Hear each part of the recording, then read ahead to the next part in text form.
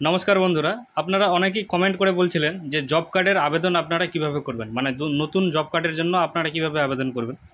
তো আপনাদের রিকোয়েস্টে আজকের এই ভিডিওটা, মানে আজকের ভিডিওতে আমি দেখাবো কিভাবে আপনারা জব কার্ডের যে ফর্মটা রয়েছে সেটা ফিল আপ করবেন এবং কোথায় জমা করবেন সবশেষে বলবো, আর কি কি ডকুমেন্ট লাগবে সেটাও কিন্তু বলবো।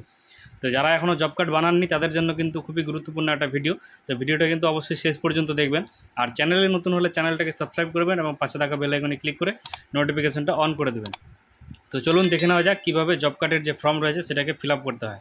তো দেখুন, প্রথমে যে হেডিংটা রয়েছে কী বলা হয়েছে, জব কার্ডের জন্য আবেদনপত্র।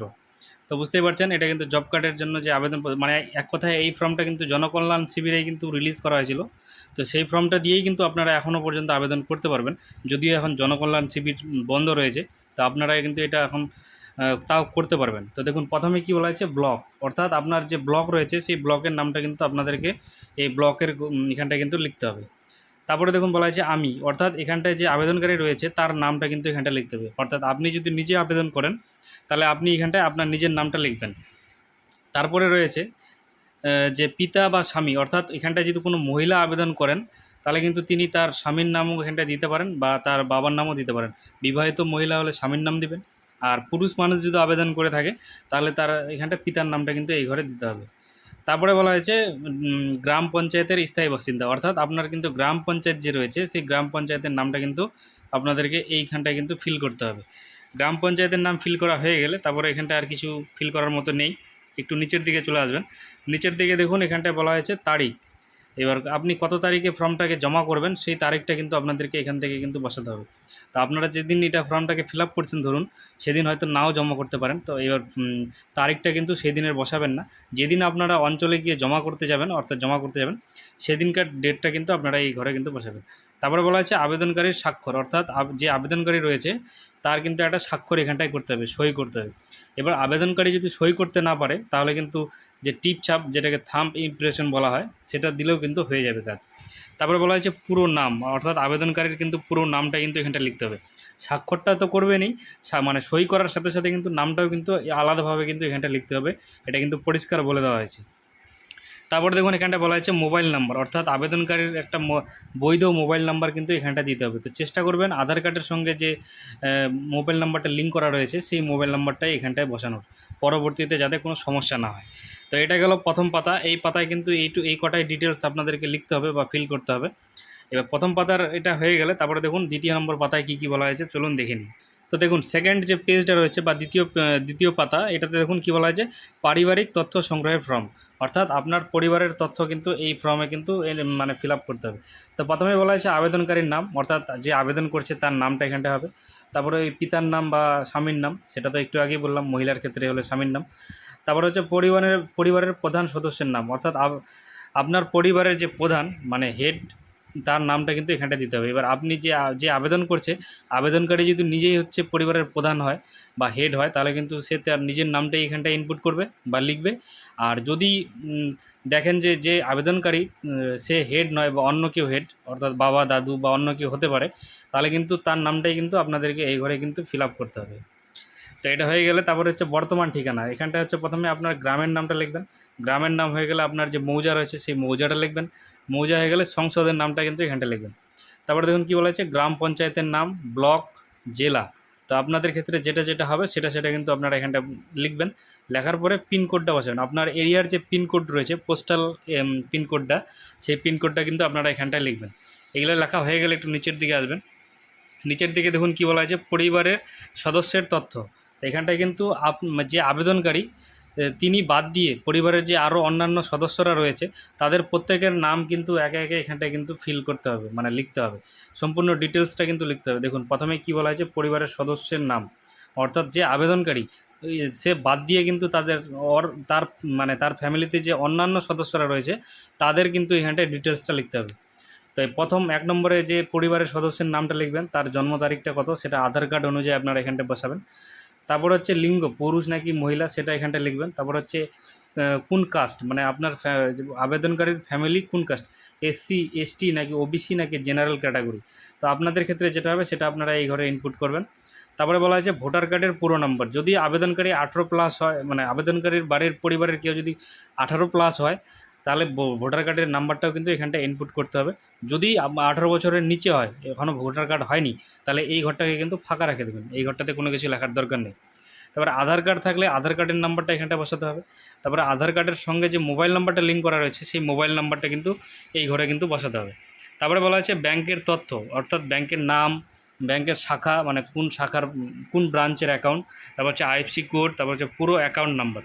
তো এই এখানটা কিন্তু ব্যাংকের পুরো ডিটেলসটা কিন্তু লিখতে হবে।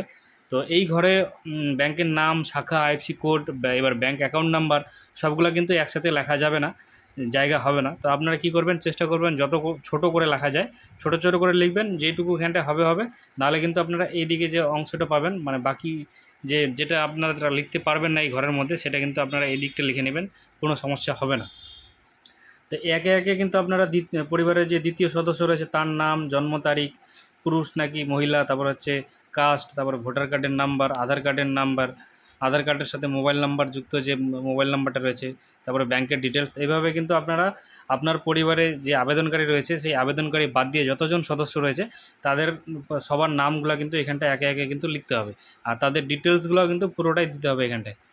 এবার এখানটা আরেকটা জিনিস দেখুন, এখানটায় কিন্তু 1টা 2টা 3টা 4টা 5টা কিন্তু কলাম দেওয়া রয়েছে, মানে পরিবারের সদস্যের নাম দেওয়ার জন্য। এবার ধরুন কারো পরিবারে হচ্ছে 5 জন বা 5 জনের বেশি মানে সদস্য রয়েছে, ধরুন যে 7 জন বা 8 জন বা 9 জন 10 জনও থাকতেই পারে, এবার অনেকেরও কিন্তু আছে। তো সেক্ষেত্রে আপনারা কি করবেন, এই যে দ্বিতীয় নম্বর যে ফর্মের পাতাটা রয়েছে এটাকে কিন্তু আপনারা 2 কপি প্রিন্ট আউট বের করবেন। এবার এই 1 কপি প্রথম পাতাটাতে হচ্ছে 1 থেকে 5 জন যে রয়েছে 5 জনের সদস্যের নাম লিখবেন, বাকি যে 2 জন 3 জন বা 4 জন রয়ে যাবে তাদের নামটা কিন্তু আপনারা যে দ্বিতীয় পাতা, মানে দ্বিতীয়টা যে পাতাটা রয়েছে সেই পাতায় কিন্তু আবার সেম এইভাবে কিন্তু ফিল করে নেবেন। তা আশা করি বোঝাতে পারলাম যে মানে পরিবারে যদি 5 জন 6 জনের বেশি হয় তাহলে কীভাবে আপনারা সেটা সমাধান করবেন বা কীভাবে তাদের ডিটেলসটা এখানটা ইনপুট করবেন। মানে দুটা পেজ নেবেন, 2টা পেজ প্রিন্ট আউট করে নেবেন, 2টাতে কিন্তু হয়ে যাবে। এবার দুটাই একসাথে পিন আপ করে কিন্তু যখন জমা করবেন জমা করে দেবেন। তো এটা হয়ে গেলে আপনারা একটু নিচের দিকে আসবেন, নিচের দিকে দেখুন কী বলা আছে, আবেদনকারীর স্বাক্ষর। এখানটায় কিন্তু আবেদনকারীর যে রয়েছে তার কিন্তু একটা স্বাক্ষর করতে হবে। স্বাক্ষর করা হয়ে গেলে এখানটা হচ্ছে পুরো নামটা লিখতে হবে। পুরো নামটা আপনারা ইংরেজিতেও লিখতে পারেন, বাংলাতেও লিখতে পারেন, সেটা নিয়ে কোনো মানে সমস্যা হবে না। তারপরে এখানটায় নিচের দিকে দেখুন, এটা হচ্ছে এই যে ঘরটা রয়েছে এটা কিন্তু আপনাদেরকে লিখতে হবে না, এটা কিন্তু যে কর্মচারী রয়েছে, মানে অর্থাৎ আপনি যাকে জমা করবেন যে সরকারি আধিকারিককে, তিনি কিন্তু এটা সিলমোহর করবে এবং আপনার নামটা লিখে কিন্তু এটাকে কিন্তু মানে এই পেজটাকে কিন্তু আপনাকে কিন্তু ছিঁড়ে দিয়ে দেবে। এটা হচ্ছে আপনার কিন্তু রিসিভ হিসেবে আপনারা পরবর্তীতে এটাকে ব্যবহার করতে পারবেন, বা আপনার এখানটায় যদি কোনো আইডি নাম্বার বা অন্য কিছু দেয় তাহলে কিন্তু আপনারা পরবর্তীতে অনলাইনে স্ট্যাটাসটা কিন্তু চেক করতে পারবেন।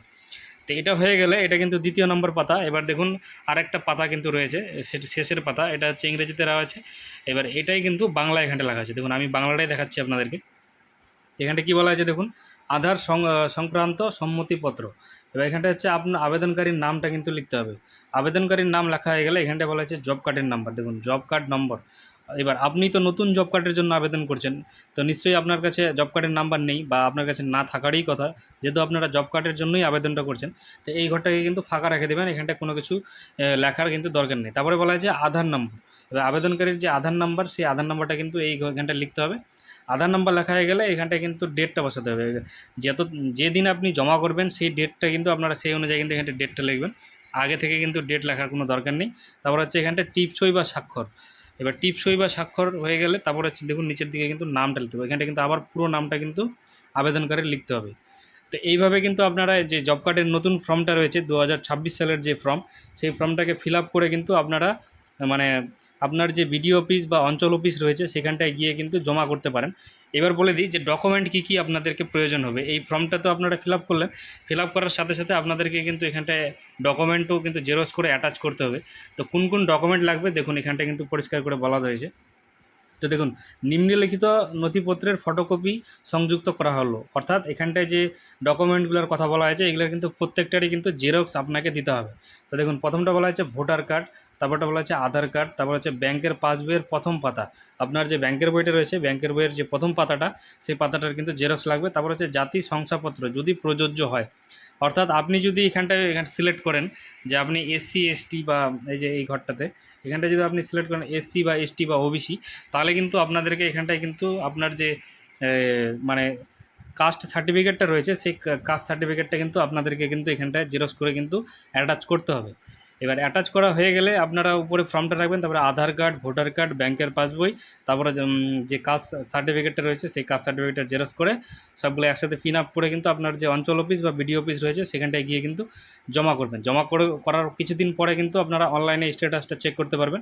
এবার হয়ে গেলে আপনারা কিন্তু অনলাইনে ডাউনলোড করে কিন্তু বের করে নিতে পারবেন।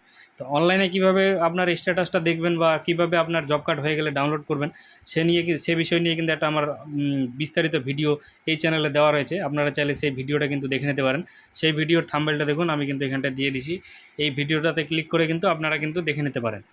তা আশা করি বোঝাতে পারলাম আপনাদেরকে যে কীভাবে আপনারা জব কার্ডের নতুন ফর্ম ফিল আপ করবেন, বাকি আর কী ডকুমেন্টই বা প্রয়োজন হবে আপনাদেরকে। তো ভিডিওটা ভালো লাগলে একটা লাইক করবেন এবং বন্ধুদের সঙ্গে শেয়ার করে তাদেরকেও কিন্তু ইনফরমেশন দেওয়ার চেষ্টা করবেন। তো আজকের ভিডিওটা এখানটায় শেষ করছি। দেখা হচ্ছে আবার পরবর্তী অন্য কোনো ভিডিওতে। ততক্ষণে সবাই ভালো থাকবেন, সুস্থ থাকবেন। ধন্যবাদ।